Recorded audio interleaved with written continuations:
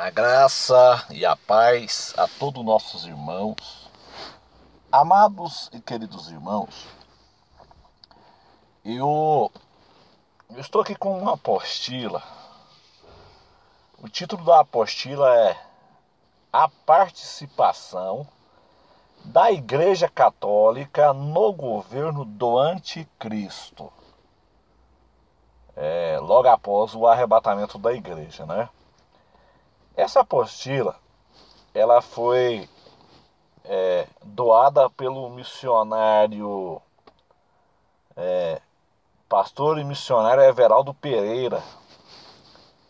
Ele é da cidade de Manaus, Amazonas. Então ele me doou essa apostila uma certa vez. Eu estava aqui na minha cidade, trabalhando aqui na beira da estrada, aqui na rodovia, e esse missionário de Manaus, Amazonas, ele passou para mim essa apostila. Então eu gostaria de compartilhar algumas coisas com os irmãos, porque a Igreja Católica Apostólica Romana, ela terá uma participação muito forte no governo mundial do Anticristo. Inclusive ele tem o Papa, ele tem um documento em Roma que logo após o arrebatamento da igreja, ele irá ler esse documento para o mundo em cadeia internacional. Logo após o arrebatamento da igreja, ele vai ler esse documento para o mundo, né? E o mundo vai bater palma a este líder religioso. Então eu tenho aqui essa apostila e eu vou passar para os irmãos esse documento que o Papa vai ler ao mundo logo após o arrebatamento. Aí os irmãos podem, se quiser salvar aí em pendrive ou em CD, né? Compartilhe, meus irmãos, esse material porque ele é muito importante. Mas antes disso eu gostaria de compartilhar algumas coisas interessantes dessa apostila com os irmãos. Diz assim: influência religiosa, prostituição e embriaguez, conforme Apocalipse 17, versículo 1. Diz assim: organização religiosa política com grande influência sobre os governos do mundo, o Vaticano, a religião católica. Nós sabemos que o Vaticano, ele é um país dentro de Roma. Então o Papa, ele tem dois poderes, ele tem o poder político e o poder religioso. Então quando nós olhamos ali no Apocalipse capítulo 13, versículo 11, lá fala que a besta tinha dois chifres, ou seja, dois poderes. Geralmente quando o Apocalipse fala em chifres, está falando de poderes, dois poderes, poder político e poder religioso. Ou seja, o Vaticano, ele é um país dentro de Roma, esse é o poder político do Papa. Ele é um chefe de Estado com influência em todos os governantes do mundo. E o poder religioso desse líder é porque ele é chefe da Igreja Católica Apostólica Romana, que é uma igreja que está no mundo todo, né? Então, meus amados e queridos irmãos, eu vou dar uma definição aqui do nome, né? A palavra igreja, ela vem do grego eclésia, né? Conjunto dos salvos. Então, eles ensinam que fora desta igreja não há salvação, né? Católica, igreja católica. Católica quer dizer universal, igreja em todo o mundo. E isto é verdade, porque esta igreja, ela está presente no mundo todo, em qualquer vilarejo que você chegar, se tiver duas casas na beira da rodovia, tem uma igreja católica apostólica romana. Então, igreja, do grego eclésia, né, conjunto dos salvos, reunião de pessoas. Então, eles falam que ela é a única igreja que salva, né? Católica quer dizer universal, igreja em todo o mundo. Apostólica, porque eles dizem que estão baseados no fundamento dos apóstolos, conforme Efésios 2:20. E romana, né? Porque a igreja é fundada em Roma. A sua sede fica em Roma, na capital da Itália. Então tem uma diferença. Eu também sou católico. Eu, pastor João Peixoto, eu sou católico, só que diferente.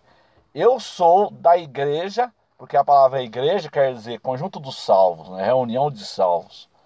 Separados, do grego eclésia, separados, né? Tirados para fora, propriedade exclusiva de Deus. Eu sou católico. Por que eu sou católico? Porque a palavra católica quer dizer universal. Então a igreja de Jesus, ela está no mundo todo. Então eu faço parte dessa igreja. Apostólico, eu sou apostólico. Por que eu sou apostólico? Porque eu sigo os ensinamentos dos apóstolos, conforme Efésios capítulo 2, versículo 20. Agora a diferença é que eu não sou romano, eu sou cristão. Eu sou católico, apostólico, cristão. É a diferença de ser católico, apostólico, romano. Então essa organização religiosa política, com grande influência sobre os governantes do mundo, o Vaticano, a religião católica, conforme Apocalipse capítulo 17, versículo 2, com a qual se prostituíram os reis da terra, e os que habitam na terra se embebedaram com o vinho da prostituição. A palavra reis quer dizer governos, presidentes, etc. Se você quiser maiores informações sobre este assunto, você entra no YouTube e você pesquisa um vídeo chama A Mulher Montada na Besta, do saudoso Dave Hunt, da chamada da meia-noite. O irmão vai ver informações preciosas sobre este assunto, meus amados. A Mulher Montada na Besta, de Dave Hunt. É só você pesquisar no YouTube, você vai achar. Então, diz assim aqui o documento: influência religiosa, seduzidos pelo engano, e vi que exerce essa maldita organização religiosa chamada Igreja Católica Romana. Isso aqui, irmão, é uma maldita organização religiosa que tem enganado milhares de pessoas na face da terra. É muito triste, sabe? A gente vê o engano, a idolatria desta igreja, né? Esses padres, esses bispos aí, esses clérigos aí, eles enganam as pessoas. Porque o povo não lê Bíblia, né? Infelizmente, o povo é cego, o povo não lê Bíblia. Em Apocalipse capítulo 17, versículo 3, está dizendo assim: levou-me em espírito a um deserto, e vi uma mulher assentada sobre uma besta, de cor escarlata, que estava cheia de nome de blasfêmia, e tinha 7 cabeças e 10 chifres. Esta mulher, que é a igreja católica, e a besta que ela está sentada é a organização política que dá apoio a ela. Então é uma união política e religiosa. Então a besta simboliza o poder religioso e a mulher, aliás, a besta simboliza o poder político, né? Que é a primeira besta de Apocalipse capítulo 3, versículo 1. E a mulher é a segunda besta. A besta é o poder religioso, a besta de 2 chifres, né? Que tem 2 poderes, poder político e religioso. É exatamente o Vaticano, né? O Papa, ele tem poder político e poder religioso. Então a cor de escarlata, vermelho, significa o sangue derramado por essa organização criminosa chamada Igreja Católica. Em toda a sua história, a Inquisição, as Cruzadas, a qual a história conta os milhões de mortos por ela como mártires do Senhor. E no dia de São Bartolomeu, a chamada Noite de São Bartolomeu, na França, meus irmãos, conhecido como Sábado Negro da Igreja Católica, que mataram mais de 30 mil. Só na noite de São Bartolomeu, eles mataram 30 mil evangélicos. Se você quiser mais alguns detalhes, você compre o livro do pastor Sebastião Leonel, A Face Oculta do Catolicismo Romano. Se você não encontrar esse livro, você entra no YouTube e você vai achar essa mensagem. Inclusive ele pregou aqui na minha cidade, em Anápolis, Goiás, sobre a face oculta do catolicismo romano. E eu estava lá naquele dia, né? Então ele explica muito bem o que esta maldita igreja fez. Então, meus irmãos, todos os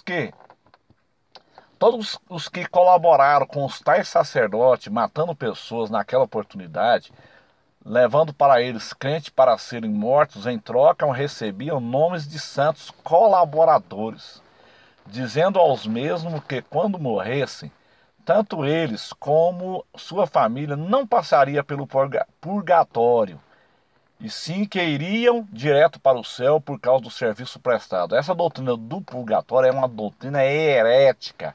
Isso é uma heresia. É só você ler Hebreus 1, versículo 3. Né? Você vai ver que purgatório não existe. Jesus já fez a purificação pelos nossos pecados. Hebreus 1, versículo 3. Então, meus amados irmãos, essa igreja chamada de a Santa Igreja Católica, cumpriu-se aí a profecia de Cristo em João 16, 1:3. A cor escarlata representava também o sangue que será derramado pelo novo Império Romano do Ocidente, União Europeia, através do Anticristo. Ou seja, o Anticristo ele virá da Europa, ele virá do Império Romano restaurado. Então não existe essa história de Anticristo vindo do Islã. Isso não existe. Até porque os judeus, eles esperam o seu Messias e eles não vão aceitar um árabe como sendo o seu Messias. Isso é fato. Então o anticristo ele virá da Europa com descendência judaica. Daniel 9, versículo 26. Então os nomes de blasfêmia, conforme está escrito em Apocalipse 17, versículo 3, os nomes de blasfêmia são os supostos santos e as santificações que a Igreja Católica intitula as canonizações. Então ela sempre está canonizando os santos, sendo que a Bíblia chama isso de idolatria. Adorar imagem de escultura, adorar santos, chama-se idolatria. Nós devemos de adorar somente o Pai, somente a Deus.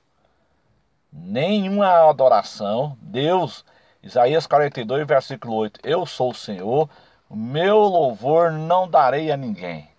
Ele não dará sua honra às imagens de escultura. Isaías 42, versículo 8. Então a Bíblia é muito clara sobre idolatria. Jeremias 10, Êxodo capítulo 20. Então a Bíblia, do Gênesis ao Apocalipse, ela condena a prática da idolatria. Então a mulher vestida de púrpura e escarlata, conforme Apocalipse 17, versículo 4, estas são justamente as cores principais usadas pela igreja romana, adornada com ouro, pedras preciosas e pérolas. Isso é a grande verdade. A minha irmã, ela esteve na Bahia, em Salvador, e ela viu muitas igrejas lá católicas adornadas com ouro, com pedras preciosas e pérolas. Todos nós sabemos de várias igrejas católicas com suas imagens de ouro, né? Aqui mesmo no Brasil tem algumas igrejas que até as paredes do altar são forradas de ouro, o que contradiz o que ela se intitula de apostólica, pois o escritor aos Hebreus, no capítulo 11, nos mostra bem claro quão humilde foi a vida dos apóstolos e dos locais de suas reuniões. Em Atos 3, por exemplo, Pedro e João diz ao cônsul: nós não temos prata nem ouro, ao contrário dos sacerdotes romanos que celebram a ceia com cálice de ouro, principalmente nas cerimônias do Vaticano. Então é uma igreja totalmente contrária à igreja primitiva, né? Ela tem prata, esta igreja tem prata, esta igreja tem ouro. Mas ela não pode dizer como Pedro e João disse: levanta e anda. Ela não tem essa audácia de dizer a um paralítico: levanta e anda. Então é uma igreja idólatra, cheia de imundícia. Fala dos pecados, né? Ou seja, dos incontáveis pecados cometidos por essa organização criminosa, religiosa, uma religião abominável perante os olhos de nosso Deus. Lá na sua testa está escrito o nome mistério, a grande Babilônia, a mãe das prostituições e abominações da terra. O mistério aqui divide-se em duas partes, meus amados irmãos. Porque é chamado de Babilônia? Significa que a maioria dos costumes pagãos adotados por essa seita religiosa vem de Babilônia. Igreja Católica nascida no ano 303, pelo edito de Constantino. Depois de Cristo, um falso cristianismo cheio de paganismo, com costumes pagãos, né? E babilônico, costumes babilônicos. Então você vai ver dentro da Igreja Católica todos esses costumes babilônicos, assírios e egípcios e tantos outros povos pagãos, sem ter em conta que esses costumes de idolatria são abomináveis ao nosso Deus. Abominável ao nosso Deus. Ela é a mãe das prostituições. Está falando da maldita abominação da idolatria, né? Que esta peste chamada de igreja. Isso é uma peste. Essa peste chamada de igreja romana tem induzido a bilhões de pessoas por todo o mundo, desde o nascimento desde o seu nascimento no ano 303. Então esta igreja ela foi fundada em 303 DC e levado milhões e milhões de todas as nações ao inferno. Esta igreja ela será responsável por milhares de pessoas que vão ao inferno por sua adoração às imagens, conforme o Salmo 115, Êxodo 20 e Isaías 44, meus irmãos. Então, amados queridos irmãos, é uma organização criminosa que é responsável por milhões de almas que estão indo para o inferno. A mentira e o engano produzido por esses príncipes de Satanás, chamados papas, são príncipes de Satanás, eles trabalham para o demônio. Ao longo dos séculos, tem ensinado enganosamente a muitas gerações através de sua bula papal, dizendo que a salvação se adquire com a ajuda de devoção a personagens que eles os classificam de santo A ou B, ídolos ou santos, dizendo eles que estes pseudo-santos podem ouvir e interceder por nós. A Bíblia diz o contrário acerca de quem já morreu ou dorme no Senhor. Na morte não há lembrança, nem quem está morto pode glorificar ao Senhor. Salmo 6, versículo 5, Isaías 38, 18 e Salmo 115, 17. Os mortos, eles não sabem de coisa alguma. Isso está escrito em Eclesiastes, capítulo 9, versículo 5, meus amados irmãos. Então é uma organização satânica e diabólica que tem enganado milhares de pessoas. Em Mateus capítulo 22 e 29, Jesus diz: errais um homem por não examinar as Escrituras. A Bíblia é também muito clara acerca de que há um só intercedor entre Deus e os homens. Então quando eles dizem lá Maria é intercedora, né? Quando eles ensinam lá Maria, rogai por nós, isso está totalmente em contradição com Atos 4:12 e 1 Timóteo 2, versículo 5. Nos diz também que a salvação é um ato pessoal de fé e convicção, conforme Romanos 8, Romanos 10, aliás, versículo 8 e 11. Não é por obras ou por mérito algum. Então a salvação não é por obras. Efésios capítulo 2, 8 e 9, com essas e outras comprovações bíblicas, provamos que o Papa é o filho do pecado indicado pelas profecias bíblicas. 2 Tessalonicenses 2, versículo 3. Milhões e milhões de pessoas serão condenados à perdição eterna por causa dessa maldita organização religiosa, meus irmãos. Apocalipse 17,6 diz assim: e vi que a mulher estava embriagada do sangue dos santos e do sangue das testemunhas de Jesus. E vendo-a eu, maravilhei-me com grande admiração. Como já falei antes, este sangue trata-se do sangue dos 60 milhões de crentes que foram assassinados por esta religião de Satanás, chamada de Igreja Católica Romana. Em Apocalipse 17:9, está dizendo assim: aqui há sentido, que tem sabedoria, as 7 cabeças são 7 montes, sobre as quais a mulher está assentada. Quem conhece a Itália sabe muito bem que a cidade do Vaticano, sede do Papa e da Igreja Católica, está situada entre 7 montes, o que significa claramente quem é esta mulher e que se refere a Apocalipse 17:9. A grande prostituta, que está situada em um vale rodeado de uma colina de 7 montanhas, é o Vaticano. Até os seus próprios escritores, em a Bíblia traduzida pelo bispo Felispécio de São Miguel, ele faz uma referência no rodapé acerca de Apocalipse 17:1 e diz: muitos intérpretes antigos, como São Jerônimo, há entendido que essa mulher é a Roma pagã e idólatra, perseguidora do verdadeiro Deus e de seu Cristo.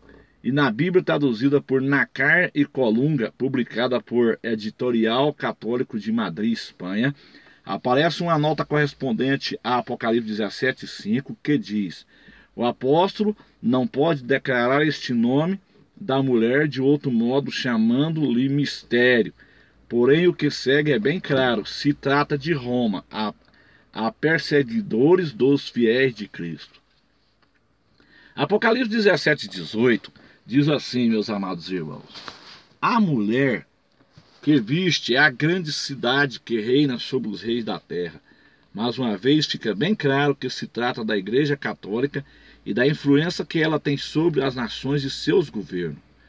No dia 26 de junho de 1985, na cidade do Quênia, na África do Sul, em uma conferência, o Papa João Paulo II apresentou o seguinte projeto para o mundo social, e 16 artigos foram publicados em 20 de maio de 1985, aos quais foram republicados em setembro de 93 no Brasil.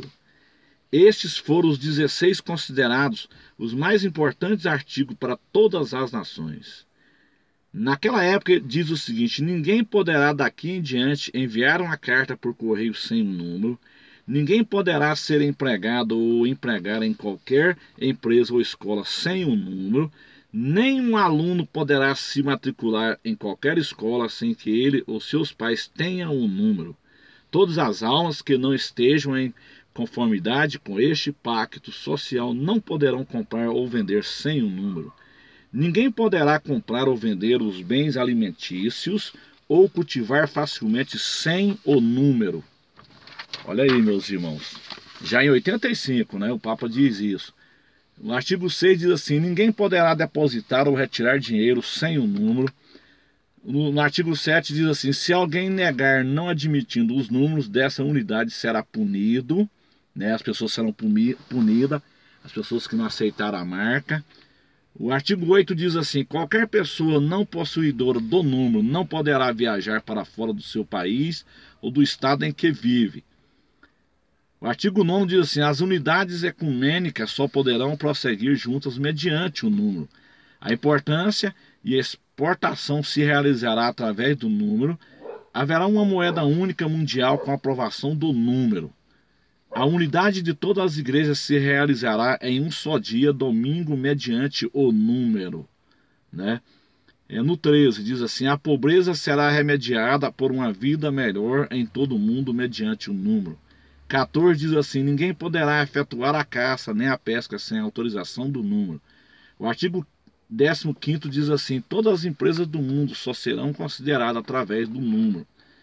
O artigo 16º diz assim: nenhuma pessoa poderá ser atendida em uma unidade hospitalar ou emergência de saúde sem o número. Com isso fica bem claro a participação direta da Igreja Católica no governo anticristo, e também está mais que provado que o falso profeta, mencionado várias vezes por Cristo, e o qual será lançado num lago de fogo, juntamente com a besta e o diabo, conforme Apocalipse 20 versículo 10, sendo que, sem medo de errar, eu afirmo que o falso profeta é o Papa, ou seja, todos eles, só que, ao que me parece, este que aí está deverá morrer para assumir o verdadeiro falso profeta. Então isso aqui foi escrito em 80 e pouco, né? Então por isso que ele falou que aquele Papa iria morrer. Então que irá introduzir o anticristo na Terra. Este ano de 98 é o penúltimo ano de liberdade espiritual. Isso aí foi escrito em 98, meus irmãos, esse documento.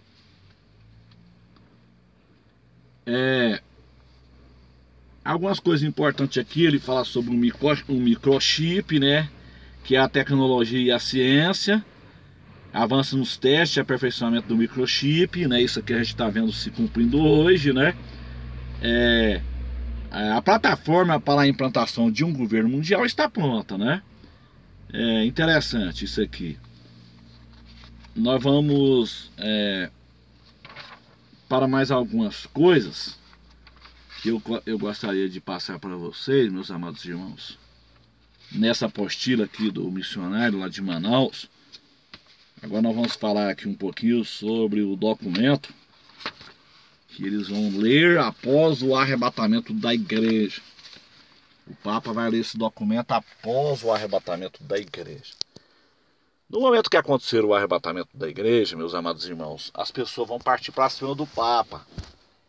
Porque vai desaparecer muitos parentes de católicos, né? Muitos parentes de católicos que são evangélicos vão desaparecer no arrebatamento da igreja. Então, como as pessoas elas respeitam o Papa, porque o Papa falou, tá falado, o Papa mandou, tá mandado, né? Então as pessoas elas vão correr para cima do Papa para saber o que aconteceu. Então ele tem um documento. Aqui está dizendo assim: o Vaticano já tem uma carta aberta escrita pelo Papa João Paulo. Naquela época, né, o João Paulo II já tinha essa carta, que está guardada lá no Vaticano hoje, para ser apresentada ao mundo através da imprensa após o arrebatamento da igreja. E nessa carta ele diz o seguinte: preste atenção, Satanás, ele conhece a Bíblia. Conhece a Bíblia melhor do que muitos crentes. Ele citou a Bíblia para Jesus ali, em Mateus capítulo 4 ali. Ele usou o Salmo 91 ali fora do contexto e diz para Jesus: atira daqui abaixo, porque está escrito que aos teus anjos ordenará a ordem a teu respeito para te guardar em todos os teus caminhos. Então o que o Papa vai fazer? Logo após o arrebatamento da igreja, as pessoas que perderam parentes, as pessoas católicas que perderam parentes no arrebatamento, elas vão querer saber do Papa o que aconteceu, porque ele é o líder da maior igreja do mundo. Então o que esse homem falar, está falado. E ele vai falar isso em cadeia mundial, pela televisão, vai ser transmitido ao mundo todo, e o mundo irá bater palma. Ele vai dizer o seguinte: não se engane, pois Deus não se deixa escarnecer. Ele vai dizer isso, o Papa vai dizer isso ao mundo, logo após o arrebatamento. Este povo que desapareceu, Deus os baniu da terra, como já fez uma vez no passado, para proteger o seu santo líder que conduzia os seus fiéis para a terra prometida. Quando se rebelaram contra Moisés, e Deus mandou que a terra abrisse a sua boca e engolisse a todos os rebeldes. Números 16, ele vai citar Números 16, meus irmãos. Ele vai citar Números 16 ao mundo logo após o arrebatamento. Então ele vai dizer assim: agora, pois, Deus faz outra vez justiça contra os hereges que blasfemava contra a Santa Igreja Católica e contra o seu Santo Papa. E então o mundo irá bater palma para esta besta. Ele vai dizer o seguinte: da mesma forma que aquela congregação de Coré, Datã e Abirão levantou contra Moisés e a sua santa congregação, e a terra abriu e engoliu aqueles rebeldes. Ele vai dizer o seguinte: da mesma forma, esses hereges chamados protestantes, que levantava contra a Santa Igreja Católica e o Santo Papa, foram banidos da terra, foram levados por disco voadores. O Papa vai dizer isso ao mundo logo após o arrebatamento da igreja. E o mundo vai bater palma e vai dizer: está correto. Está correto, porque as pessoas têm a sua mente cauterizada. Elas foram ensinadas que esta igreja, ela é a verdadeira igreja, e qualquer igreja que estiver fora desta igreja é considerada herege. Qualquer pessoa que não faz parte da igreja católica é considerada herege e não será salvo. Então ele vai ler esse documento ao mundo, meus irmãos, logo após o arrebatamento. Então esse documento, ele se encontra em Roma, guardado lá debaixo de 7 chaves, já na época do Papa João Paulo II. Então quem me deu essa cópia dessa apostila foi um missionário da cidade de Manaus, Amazonas. Muito importante essa apostila. Então os irmãos, divulguem esse material. Passe esse material para frente, porque isso é muito importante. Nós abrimos os olhos dos nossos amigos católicos que estão sendo enganados por essa besta de 2 chifres. Amém, meus irmãos? Que Deus abençoe a todos. Que Ele nos dê a graça, que Ele nos dê a vitória e nos ajude. Em nome de Jesus. Amém.